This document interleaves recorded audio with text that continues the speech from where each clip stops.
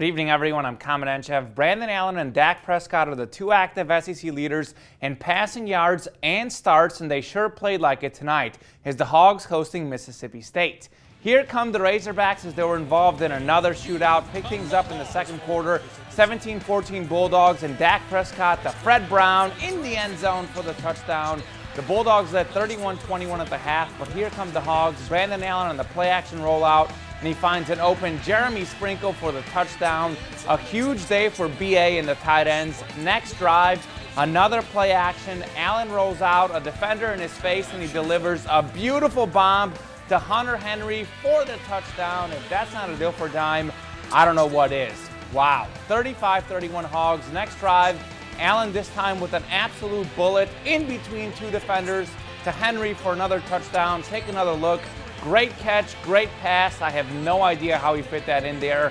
42-31 Arkansas, but the Bulldogs battle back. They score a TD, then Prescott to Wilson on the slant. Touchdown Mississippi State for a 44-42 lead. 7 minutes to go. BA deep to Dominique Reed for a huge completion. The Hogs finish the drive with a touchdown and a two-point conversion to take a 50-44 lead.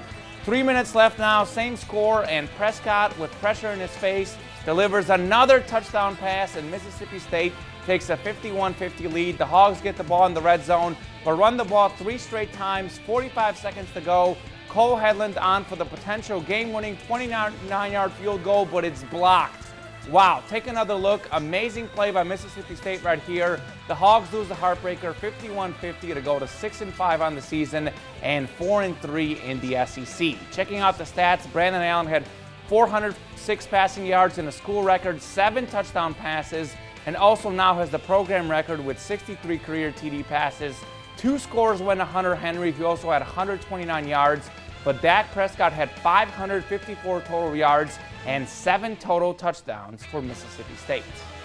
Well, unfortunately, been through a couple heartbreakers since coming here to Arkansas, but that one might be at the top of it, just to be that close in that type of a game and to walk out empty-handed, to put in all the work that they did during the course of the week to put together everything we have since being a 1-3 team and to battle back to get to where we need to be, and to fall short on a few plays is very disappointing. Tough loss. The Red Wolves have a bye this week, but there's no question A-State's a heavy favorite next week against New Mexico State. The Red Wolves are 7-3, but a perfect 6-0 in the Sun Belt, while New Mexico State is now 3-7 on the season after a win against ULL, 37-34 win at ULL tonight, and they do have Larry Rose III at running back. Rose already has 1,290 rushing yards and had 137 last year in a 68-35 loss to A-State. The Red Wolves should win, but certainly aren't looking past Rose and the Aggies. The thing that sticks out for me from last year and that's the running back. He's a playmaker for him. He made plays last year. Like I say, I know he rushed for over 100 at least.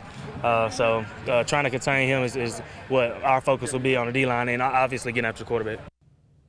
And the Lady Red Wolves basketball team was in action tonight against Wichita State. I'll have those highlights coming your way next on College Sports Live. SkyCam is sponsored by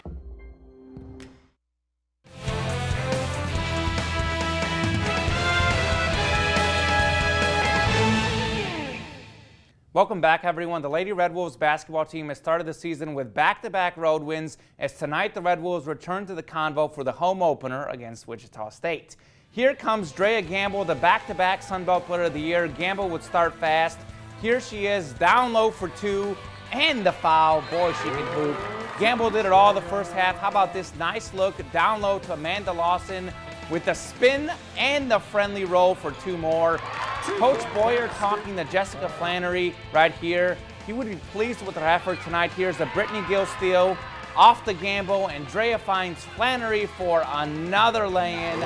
Then Gamble does it herself as she would take it off the dribble. Look at her, off the dribble, little pull-up. She hits the jumper, 8-2 A-State at that point. Then Gamble bringing the ball up the court, and a great look to Amanda Lawson for 2 more. The Red Wolves start on a 10-2 run. Gamble was involved in all the points as Wichita State needs a timeout. After the timeout, it's the same story at first. Gamble with the long pass to Flannery. Boy, that's beautiful. Wichita State would briefly regroup, though. Here's a good cut to the basket, and Diamond Lockhart with the easy lay-in. The always fiery Jody Adams trying to get her troops going, and it worked for a little bit as Jai Francis with the steal, and she'll go coast to coast for the lay-in and the three-point play. All of a sudden, Wichita State down just 14-13, but from there it was all Red Wolves all the time. Amanda Lawson with the board in the bucket, then it's Jessica Flannery on the run with the smooth J. The Red Wolves closed the half on a 14-3 run to go up 28-18. All A-State in the second half, too, as the Red Wolves win 67-40 to go to 3-0.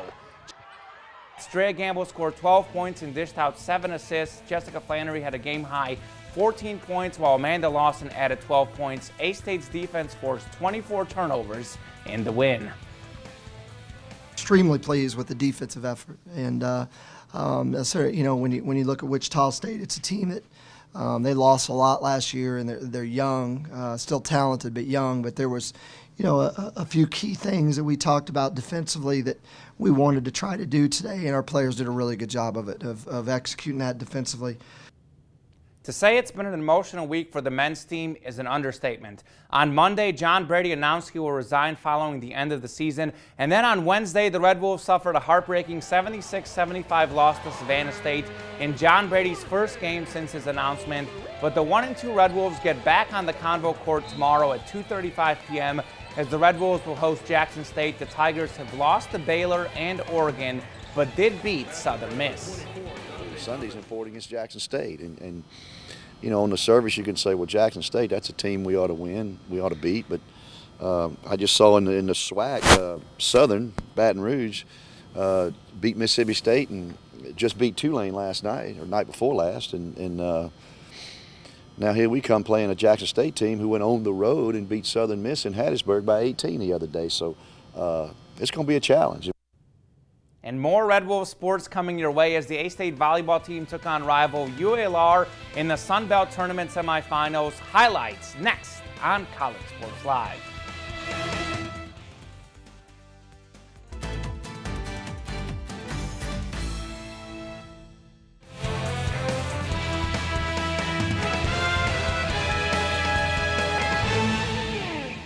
Welcome back. The A-State volleyball team has the longest winning streak in the nation with 22 straight victories. The 26-1 Red Wolves took on rival UALR in the semifinals of the Sun Belt Tournament tonight. A-State already won the first two sets, picking things up in the third set, and Drew Jones right here with the kill to start the scoring. A couple plays later, it would be Jones, and you know what? She's going to get another absolutely powerful kill. Red Wolves up 2-1 early in the third set. From there, Carlisa May took over. Here's the perfect power, the perfect placement right down the line.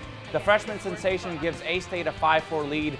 The Red Wolves actually got behind 11-9, but Mallory Warrington sets up Darby Graff for another kill. Then it's some good Red Wolves defense on the dig. May actually gets blocked, but there's no way you're going to block her twice as May gets another kill to tie things up at 12. Moving ahead 24-all now, and it's May with the defense this time for the block. So A-State up 25-24, set and match point, and UALR would hit this one long. The Red Wolves win in straight sets and will take on App State tomorrow at noon in the championship game. Switching gears, there was a big college football game today as third-ranked Ohio State hosted ninth-ranked Michigan State. The Buckeyes have won 23 games in a row. That's actually what the Red Wolves volleyball team has won too. Connor Cook in uniform, but not starting for Michigan State at quarterback because of a shoulder injury. Tyler O'Connor would have a tough start as Ohio State gets the sack and fumble recovery late in the first quarter. Then in the second quarter, on 4th and goal from the 1, and Ezekiel Elliott punches it in for a 7-0 lead. But the Spartans wouldn't go away. Second quarter, multiple fakes, and O'Connor finds the big boy, Trevor Pendleton, for the game-tying score. Third quarter, same score. Michigan State got a special teams break against Michigan this year, but here it's a muffed punt, and Ohio State recovers inside the 5-yard line. They'd score a touchdown to go up 14-7. Fourth quarter now, same score, and a second effort by Gerald Holmes for the game-tying touchdown. So 3 seconds to go, 14-14, and Michael Geiger on for the 41-yard field goal, and he makes it. Geiger would go crazy as Michigan State picks up the huge 17-14 win. And 8th-ranked Florida hosted 2-8 Florida Atlantic. The Gators were favored by 4 touchdowns, But hey, what's that old cliche? You don't play the game on paper, but on the field. So Jim McElwain and the Gators up only 14-7 in the fourth quarter, and Treon Harris on the run, and he stripped a fumble right here. Look at this. Whoop, ball's wild. Florida Atlantic recovers it in the end zone to tie the game at 14.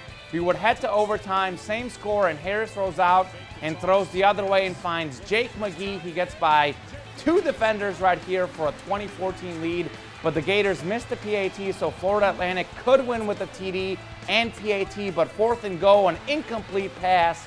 Florida survives and wins 20-14. Overall, a wild day in college football. Ohio State, Houston, and Oklahoma State all lose for the first time today, so Clemson and Iowa are the only undefeated teams. Alabama and Notre Dame also looking in great shape to be in the college football playoff. Florida, not so much after that one. Michigan State and Oklahoma are probably on the outside looking in. But that does it for now. Be sure to join us next week. To Collins. Exactly what they wanted to do. To Cornelius. Touchdown.